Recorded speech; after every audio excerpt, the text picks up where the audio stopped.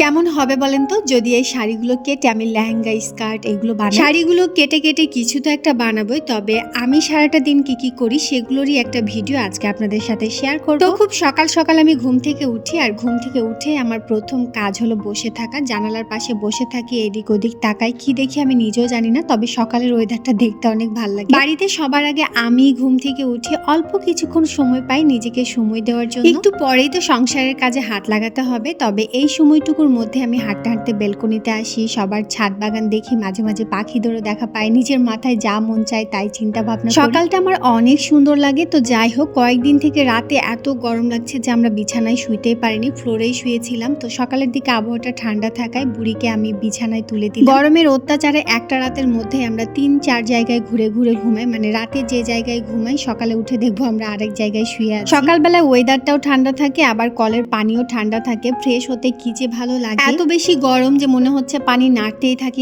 থাকি, কিন্তু একটু বেশি পানি নাড়লেও আবার ঠান্ডা লেগে যায়। তো সকালে ফ্রেশ হওয়ার পরে আমি একটা সানস্ক্রিন লাগাই, এটা না হলে আমার চলেই না, মানে এটা লাগাই আমি আমার রান্নাঘরে ঢুকি। প্রত্যেকদিন সংসারে সকালের কাজ নাস্তা বানানোর পরে আমার ছানাটা ঘুম থেকে ওঠে, কিন্তু আজকে আগেই উঠে পড়েছে, ওকে নিয়েই সকালের নাস্তাটা বানানো। আজকে সকালের নাস্তায় আমার ছানাটা চিতই পিঠা দুধ দিয়ে খেতে চেয়েছে, কিন্তু বাড়িতে গ্যাসও নাই, কয়েকদিন আগেই ফুরিয়ে গিয়েছে, তবে দাম বেশি হওয়ার কারণে এখনো কিনি নাই, ভাবছি যখন দাম কমবে তখন কিনবো। ইলেকট্রিক চুলাতেই যেভাবে পেরেছি সেভাবেই তাকে বানিয়ে দিলাম। আর সকালে মাস্ট বি যেটা আমি খাই সেটা হচ্ছে লেবু পানি। প্রত্যেকদিন সকালে এটা খাই আর ভাবি যে ডায়েট করব, কিন্তু প্রত্যেকদিনই আমার শপথ ভঙ্গ হয়ে যায়। জীবনে দুইটা কাজ আমি ঠিকঠাক মতো করতে পারলাম না, একটা হচ্ছে টাকা জমানো, আরেকটা হচ্ছে ডায়েট করা। মাঝে মাঝে আমি সবাইকে লুকিয়ে, মানে আপনাদের ভাইয়াকে না জানিয়ে টাকা জমাই, কিন্তু দেখা যায় যে ওকে না জানিয়ে আবার কোনো না কোনো কাজে খরচ করে ফেলেছি। আর ডায়েটের কথা কি বলবো, আমার ছানাটাকে খেতে দিলে তো পুরোটাই খেয়ে শেষ করতে পারে না, তখন ওর খাওয়া খাবারটা খেয়ে আমাকে শেষ করতে হয়, যার কারণে ডায়েটটাও মেনটেন করতে পারছি। এইদিকে প্রায় 1:30টার সময় আপনাদের ভাইয়া বাজারে গিয়েছে বাজার করার জন্য, মানে সে বাজার করে নিয়ে আসবে, তারপর আমি রান্না বান্না করব। তো তার জন্য অপেক্ষা না করে বাড়িতেই যেগুলো ছিল সেগুলোই রান্না বান্না করে ফেলি,